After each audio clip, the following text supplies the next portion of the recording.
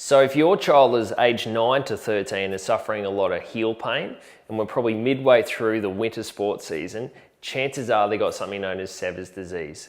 Now, Rach and I we've seen a lot of it in the office this season. We want to run through 5 different ways that you can help manage your child's heel pain. And so what we're going to do is we're going to start off with the first stretch, which is an active stretch. Now, this stretch is important to do before they play any sports or any activities. So, Rach, you want to demonstrate? So, what Rach is doing, she's coming down onto her hands and then just doing an active movement with the knees and the ankles. And this is just a great way to warm up the calf muscles and to warm up the plantar muscles of the foot and to get the ankles moving properly. All right, so that's the first one, and doing that before you play any sports or any activities.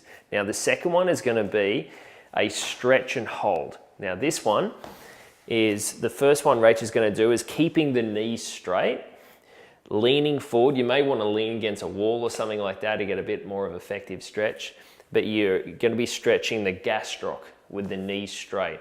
You want to be keeping the heel on the ground and leaning forward. And now what Rach is going to do now, she's actually going to bend the knee. Keeping the heel on the ground though, Rach. So bring the leg forward a bit. That's it. Keep the heel on the ground and bend the knee. And this does a stretch known as the soleus. This is the other calf muscle that's really important to stretch. It's a lot deeper and it's closer down to the Achilles. Great work. So that's the third one. Now the fourth one, a great way to just making sure you're getting the most range of motion through the ankle is using a tennis ball, or we've got some trigger point balls at the office, is just to rolling it backwards and forwards, and then you can also do it across ways. Great work. And now one that I really love to do, which is really effective, is using a foam roller.